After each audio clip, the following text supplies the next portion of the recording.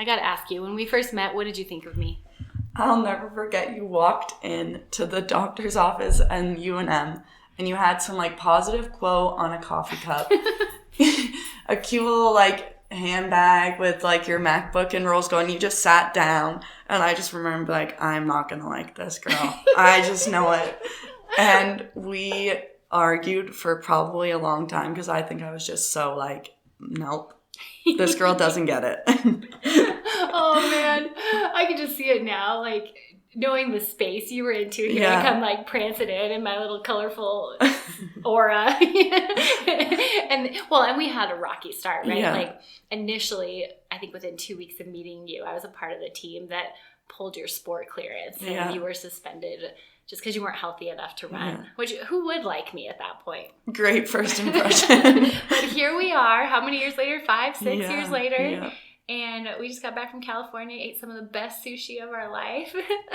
And we're going to talk about some amazing stuff today. Your story. Welcome to the Fuel Her Awesome Show, friend, where we dig into nutrition deets that are actually helpful and we learn to be nicer to ourselves. I mean, think about it. Those things you say about your body, would you ever say them to your friend? I don't think so. I am so glad you are here. I'm Jess, registered dietitian, juggling mama, work, and wife life amidst all the things. I used to spend an insane amount of energy hating on my body and lost in nutrition, but now I have way too much on my plate. I cannot afford to mistreat my body. And because I have a history of struggling with food, I know I have to be careful with how I approach my health goals. This is why I'm so passionate about empowered eating. Sister, in case you haven't heard it today, you are awesome. And I have resources for you beyond this podcast. Check out jessbrownrd.com and take my body confidence workshop totally free. All right, grab a cup of coffee or two and let's fuel your awesome with empowered eating. Charlotte, I am so glad to be with you at this point in your journey and to have this discussion. It has not come without struggle, but you have exemplified resiliency, strength, courage, and looked some of the toughest mental battles straight in the face. But for those that don't know who you are and what you're up to today, tell us a little bit about what you're doing now. Well, thanks for having me. I'm so excited. My name is Charlotte Prouse. I'm originally from London, Ontario in Canada. I was a former NCAA athlete where Jessica and I met at the University of New Mexico. And now I'm running professionally, and the goal is to make the 2023 World Championships this summer in Budapest, and then ultimately training for the 2024 Olympic Games. It's so cool. I know, and I just had the fun task of running with you, and I say that word lightly because I was riding a bike really fast, actually. I barely keep up with you. Yeah, I'm excited to see what's ahead for you, but before we talk more about what's ahead, we want to talk a little bit about what's in the past few years, because you've been through a lot and you have been one of these unique athletes that hasn't been afraid to talk about some of the stuff you've gone through. And you know, me with my background with eating disorders, I so appreciate that because so many people don't talk about this stuff.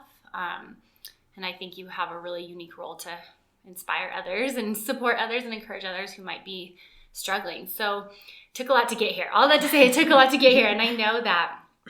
So take us back to when you first started struggling with food, and what was it like for you? Yeah, I think, I left home. I left, having a massive support system from high school, and just growing up in a relatively smaller city in Ontario. And I think just sports in general in Canada are a lot different than they are here in the US. And I moved across North America basically and started at the University of Washington. So it was, thousands of miles away from my family. And, I entered my freshman year just really excited for an opportunity to, run Division I and do all the fun things that come along with that. And my first year went really well. I placed 6th at the World Junior Championships in Poland and set a North American record and felt like, okay, this is, where I'm meant to be and everything is working out. And I'd had a relatively smooth freshman year, no injuries or anything like that. And I just felt like this shift in mentality that summer, after the World Championships, heading into another year, you're not a freshman anymore. and the pressure just felt different. And I think for me, that way of coping with it was, through controlling my food. And I felt that expectations had shifted with myself, with coaching and all of that. And I felt that I had to be perfect. And the environment I was in, emphasized food and how, if you're the thinner ideal in distance running especially. And it kind of just spiraled from there. Like I remember the fall of my sophomore year, like sending a message to one of the coaches at the time and just saying that like I was feeling really different surrounding food. And I didn't really know what that meant. I just like something felt different. And kind of from there, it just kind of, festered and grew. And, I ultimately went into a treatment program, like a PHP in Seattle that winter, and ended up then transferring here to the University of New Mexico, and kind of just was Band-Aid fixing myself through, a 6-year NCAA career, which, I did have success, but, transitioning then to wanting to run at a professional level, you just can't do that. And I don't think I realized how exhausting it was for myself, for the people in my life, like relationships and all of that, until like I started truly like recovering and feeling better. And it's been a whirlwind. I think I did not think my first year as like a professional athlete I wouldn't race at all, and I would basically be running the least I had run in years and years. But yeah, I mean, with you supporting me every step of the way, we met 4 or 5 years ago now, and we alone have been through a lot. You've stuck with me even when I didn't want to see you at all. And now like we have an incredible relationship, and I'm so grateful for that, because I don't think I would be where I am now. And it's been such a team effort, and I think that's what finally kind of helped me feel like I was in a safe place and in a supported place, that I could actually like take care of myself and have people to lean on when like things got really, really hard. Yeah. Well, thank you for that. I know I've loved being in your corner. I always say that, I love being in your corner. You are such an amazing human, on the track, but mostly off the track. Like that's how I've known you. Most of our relationship has been off the track. Now, I love this because, I've been working with you regularly, so I hear a lot of your story, but this is the first time I'm actually getting to sit down and hear you talk it through from start to finish. And so one of the things you said that I guess I hadn't quite realized is that when you started struggling with food, it was like the pressure, right? And like wanting to control something.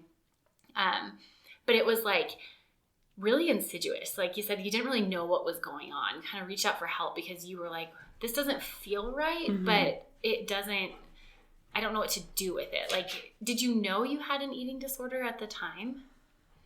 I think the first little bit, I did not. I think just, sports in a whole, I think there is such a thin line in terms of like eating disorder, disordered eating. And I think a lot of the times people don't really know the difference. And I think I was one of those people. Like I was told that, it's more being committed to your sport and committed to wanting to be the best. And that's just the way distance running is for females, is, being really hyper aware of what you're eating and, not eating a lot in order to, I hate the word, but get fit.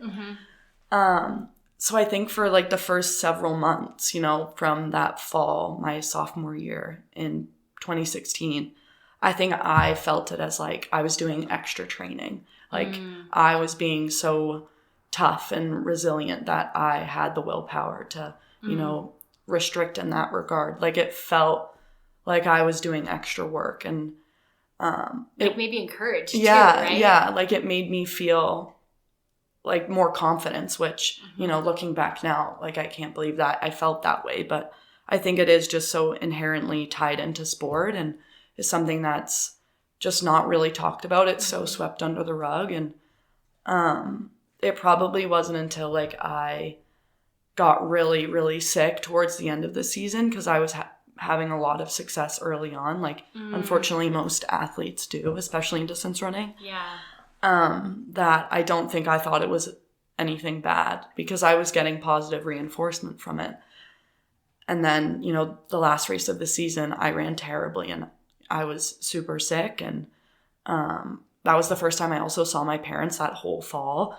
And even to this day, like, I'll never forget, like, the look on their face when they saw me. And so I think that kind of finally felt like, oh, like, this isn't normal. And then getting kind of thrown right into, you know, not going home for Christmas that year because I was, you know, being sent to a intensive PHP program in Seattle. So I think that finally was like, whoa, like, this is not okay. Yeah. And so for those that don't know what a PHP program is, can you talk a little bit about what that is? Yeah, so it was a partial hospitalization program. So luckily for me, like, I didn't have to stay on the premise, like, in the housing that they had, because I lived like 2 blocks away from it. So I just, you know, got to go home to my apartment, which was somewhat nice. Yeah. But yeah, I was there from 7 a.m. to 7 p.m., 6 days a week, from about the end of November, right after American Thanksgiving, to the start of March. So I was there for quite a long time. And originally I was told, like, oh, you'll be there just over Christmas break and you'll come right back and it'll be like nothing ever happened and no one will ever need to know. And, you know, at the time that was something I was completely bought in on, because I was like, okay, I'll check this box off and I'll go right back to where I left off. But, you know, mental health does not work that way. And so it was months of, you know, a treatment center, which unfortunately for me did not go really great. But I think, you know, ultimately it gave me a break from the, you know, NCAA running world at that time, which the state I was in, I did need.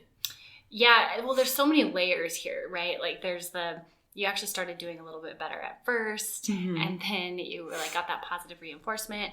Then all of a sudden you started doing poorly, but didn't quite connect the dots. And then all of a sudden your parents see you and you're like, okay, maybe this is bad. But you had said earlier, there's 2 things. Like, 1, you said you band-aided a lot of it through your NCAA career. And then 2, you had mentioned that it's this fine line in the running world. And I think, like, in most athletic worlds where it's like healthy eating, are we doing it, you know, in a healthy way? And it's not black or white, right?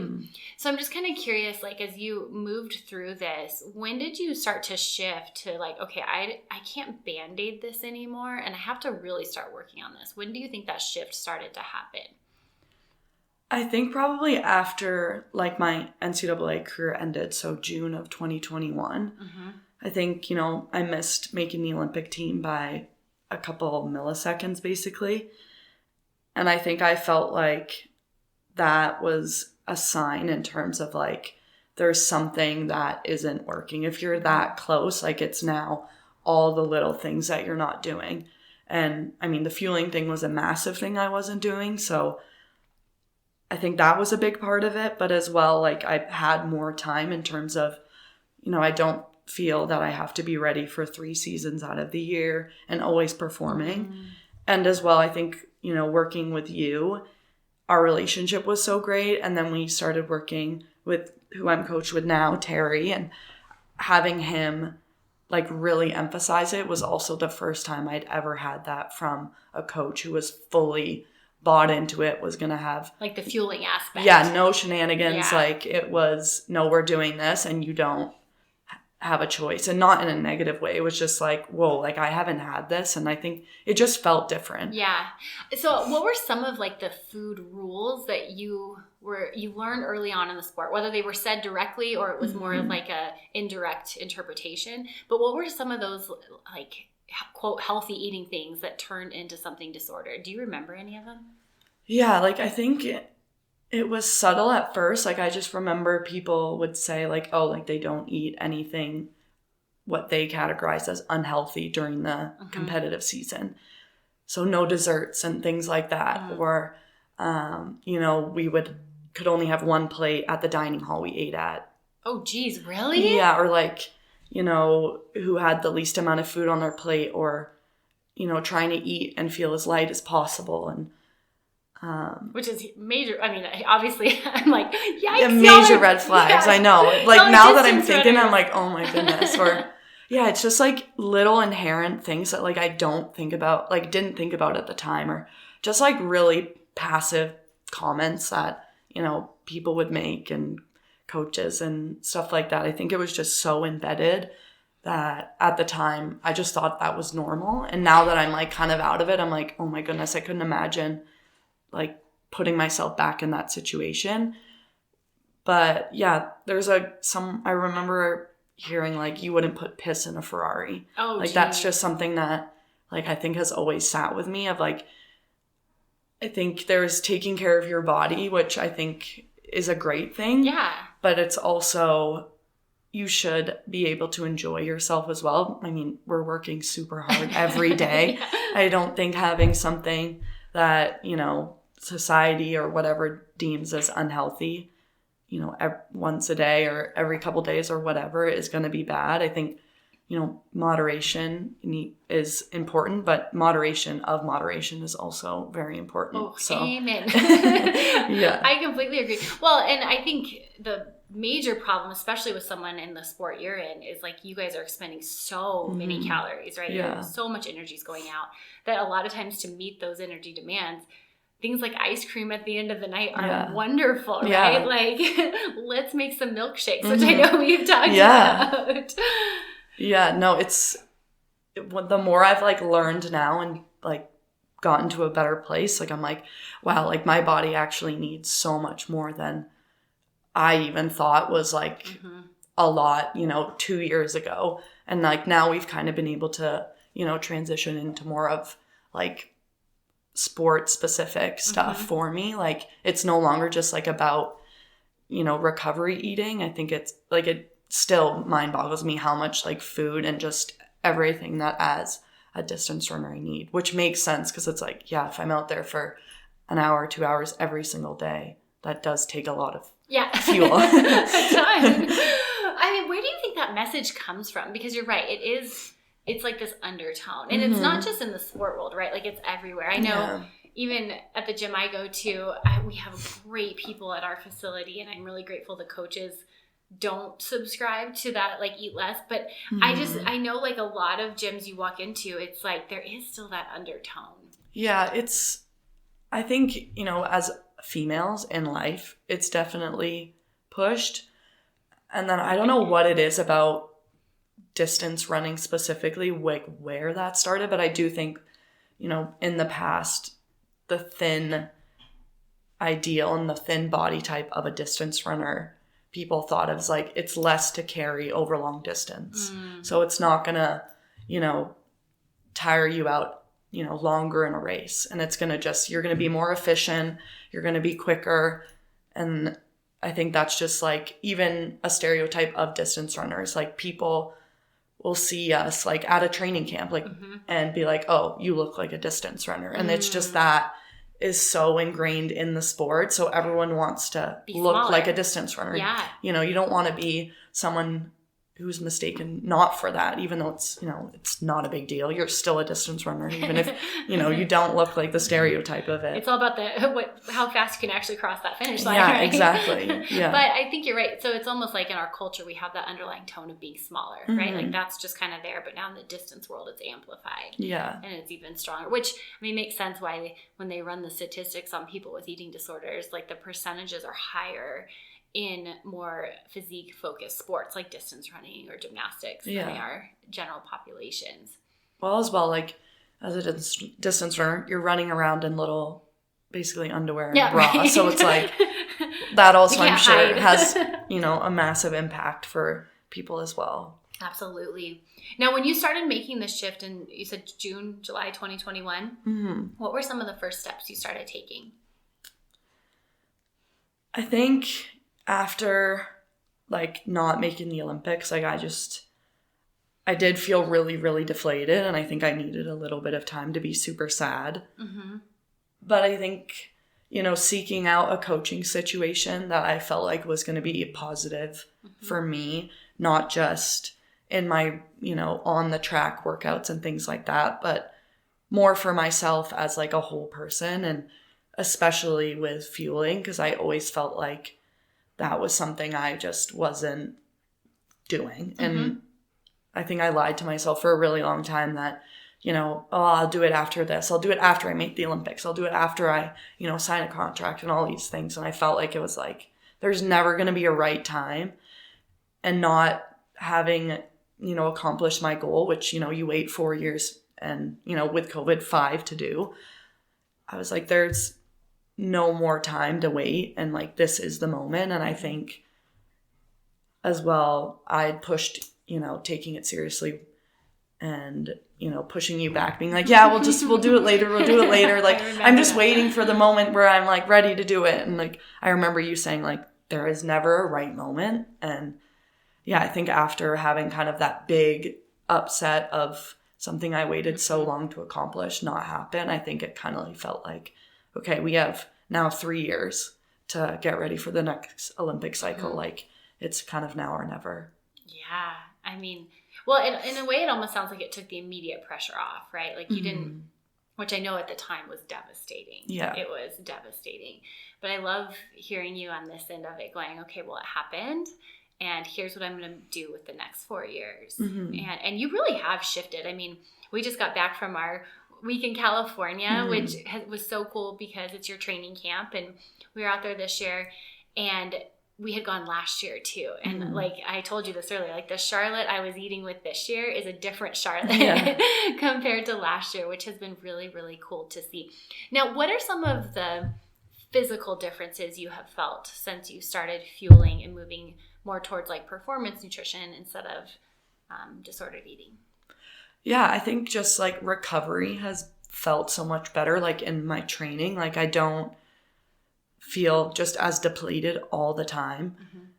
And I didn't think I did until like I got to this point. I'm like, wow, like I feel so much better in workouts. Like I'm having the best workouts that I've ever had, and consistently, where I felt, sometimes I'd have, a week of really good training and then, kind of feel not great for a week or two. And it kind of swung more. Whereas now, like through this winter, like I was having, months of consistency of having really, really incredible workouts, which always feels great and is such a positive reinforcement. But also just like feeling that I feel really strong in those. Like I'm not feeling like I'm leaving it with my soul left out on the track. And yeah, just even like people that I know and really feel safe around, like saying like, you just look so strong and so much more like full of life. And I think that just feels really nice to like hear, because, it's sometimes I don't believe myself and I'm like, well, like maybe it's not true. But then it's always nice to have reinsurance from people around you, which I think has been really, really nice just to kind of feel it's working. Yeah. I have to ask you this. Do you ever feel like you are eating and fueling now and you feel better after a workout, and then you're like, well, I feel dumb because I should have figured this out a long time ago, that when you eat, you feel better in a workout? Do you ever feel like that? Yeah, for sure. I think there are moments where I'm like, it's not that hard. Like, it's not that hard. It's eating at the end of the day. But then I think I remember like how much those moments have grown me into the person I am. Like there are people who have been like, oh, would you relive that again? Or would you make any changes to, the past? And obviously, like I would love to not live through, traumatic experiences again. But I think at the end of the day, like I feel content in what has happened. I think I wouldn't be where I am today. Like I could be worse off. I maybe be better off. But at the end of the day, like I do feel that I needed to go through those things to, get to the person I am today. And I still have met so many great people and learned a lot and gotten to travel and see a lot of things. So I love that, because I'm not hearing shame in it. And the reason I ask that is because I have a lot of people that are kind of at that point where they're starting to move. Maybe they had a full-blown eating disorder, or maybe they just had some disordered eating where they dabbled in, but they start implementing some fueling targets, right? we eat before we work out, we eat after workout, and they feel better. But they have this like whole like shame cloak they put on where they're like, well, this is dumb. I should have figured this out a long time ago. But I love hearing you say that, because what you're saying is like, well, yeah, I mean, sometimes it is like that simple, but it's not in the moment. And you've given yourself so much grace. And this is new. Like you didn't give yourself this a while, you know, year and a half, 2 years ago. And I think from this end, that's been a key shift in your mentality, is like, instead of judging yourself every step of the way, whether, you know, you were fueling right or you were fueling on the eating disorder side, like you've shifted to like this like posture of grace towards yourself, where it's like, I am who I am. I'm at peace with that. And I'm going to do the best with what I've been given. Yeah. I mean, I owe you a lot for that, because I remember last year this time, like you were suggesting this Brene Brown book to read. And I think like that really resonated with me at the time. Like it was talking a lot about shame regarding mental health, which is, you know, definitely something I always felt. Like I felt embarrassed if people had found out I went to a PHP clinic, and I felt embarrassed that when I left it, I was not better. And then I transferred to school and I still wasn't better. And, you know, I started running professionally and I still wasn't better. Like I felt really embarrassed about that, and embarrassed that everyone kind of in the running world knew that and acted like I didn't think they did. Yeah. And so I think that really affected me for a really long time. But I remember reading the book, and it talks about how like the shame surrounding mental health is so unfortunate, because it instead could be used as like a way of connecting through being vulnerable with people.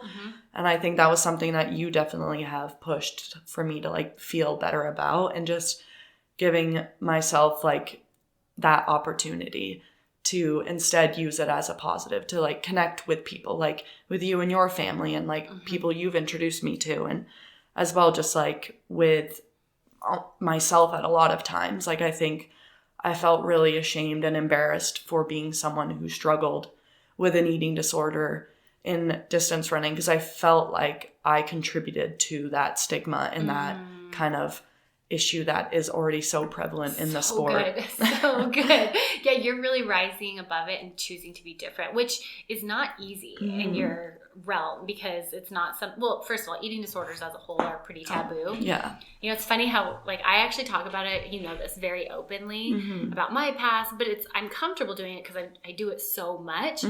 But sometimes when I say it, like people's faces kind of, when I'm like, oh, I had an eating disorder, they're like, what? Like you're just throwing that out there? It's hard to do, but especially in your world where, you know, that label can be something that people are judgy for, or that can be something that's, you know, potentially impacting your career or what's next for you, but you're working to change that narrative, which is so cool. So I'm kind of curious, like you coming out and being more public about your struggles, what are you hoping some of those other runners out there, because you know you're not alone, right? Like what are you hoping some of them hear? I think just that it's okay to ask for help, and as well, if the help you are receiving isn't working, to ask for something else. Like I think that was something that I didn't do early enough on. Like I felt that I kind of had to check boxes for other people, and it was hurting me even more. Like going to the treatment center was me checking a box, because I wanted to just have a seamless transition, you know, back to the team, and I didn't want anyone to know. And so that felt like, oh yeah, this is what's being suggested. Of course, I'll do it. Like no questions asked. And like I struggled through it and was so much worse when I left. And I think I wish I had had the support to feel that it was okay to say, hey, like this isn't working. And not that I didn't want to get better, but I wanted to do it in a way that I felt like was actually getting to the root of the issue. Like I felt like I was solving an experiment in a vacuum a lot of the time when I was there. Like I was being removed from, you know, the pressures of running at the NCAA level, as well as being in the environment of the team and the culture and all of that. And then I was expected to go right back like nothing had happened. Well, and not talking to and not talk about it. And like it felt like I was going from 0 to 100. And like I was expected to be able to know how to handle that, where when I was in treatment, there wasn't any of that. And so I think I wish I had advocated better for myself and as well felt that I had better support to do so. Sure. Well, it truly does take a community. And I think that's what, at least like the folks I work with don't like to hear because they're so embarrassed of it. But it does, I think of, not just my eating disorder, but anything I struggle with in life. When I try to do it on my own, I keep screwing it up. Yeah. But when I invite people in and I'm like, I'm struggling with this, my family and trusted parties, it's like all of a sudden I can actually make steps forward. Yeah. And I think eating disorders are no different, but the trouble is it's hard to say out loud. Oh, yeah. I think, even at first, like the first few years, I didn't talk about, going to treatment, anything like that. I remember that. Yeah. Like I did not bring it up. And now, like, it's a part of who I am and part of my story. But yeah, I think that I feel very lucky that I have such a great support system now. And I think for the first few months of it, I needed that type of support almost to hold myself accountable as one portion. But I think there was a time where I didn't really understand why people put so much confidence and support in me. Like I felt like a burden, and I didn't really get why people were trying to help me so much. That's a lot of the shame stuff, yeah. right? And so like it honestly helped me do it more for like the people that I had in my life, like for you and Terry and Kendra. And I think like that made me feel like safe. Like if I couldn't hold it for myself, like hold the space, like I was able to hold it for you guys because, I cared so much about you guys. I still do, obviously. And we care about you, Charlotte. It's right there. Yeah, but at that time, like, I wasn't holding the space for myself, and so it kind of gave that placeholder. Yeah. And, made the room so when I was, like, in a better place, I could be there right with you guys. Well, I always say, too, it's like borrowing hope. Exactly. Because it wasn't so much, like, to please us, but it was, like, you knew we all genuinely cared about you. And not just your success on the track, but, like, you as a human, right? And I always said this to you, like, I'm here for you, whether you run professionally or you're going to do whatever's next, right? Like, I'm here for Charlotte, whatever that looks like.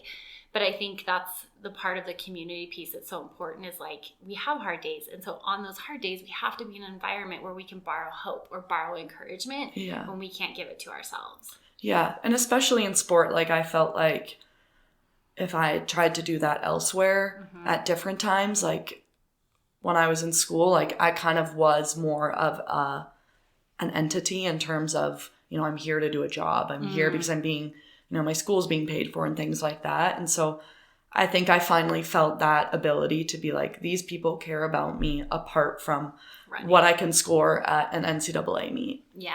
Yeah. That's the whole identity thing, right? And finding a deeper identity. It's so powerful. It's so powerful. Now, you just ran your first track race back in it, and a couple of weeks ago, I watched it online, and I cried like a baby when you finished that race. Your smile was just something that, I told you this before, like it was so cool to see, and it wasn't, like for me watching you, it wasn't just about you finishing, right? It wasn't just crossing the finish line. It was like, I have seen what you put, I'm gonna cry. like I saw what you put into that to get to that spot. And so talk to me a little bit about what it felt like to be back on the track and be a different Charlotte out there. Yeah, it was so fun. I think, it wasn't any like big glamorous meet, whereas I think in the past I'd be like, yeah, okay, job done, on to the next. But that one just felt so different in so many different ways. I think it was so exciting just being able to be there and like be back into an environment that like I love and also feel really supported by so many people.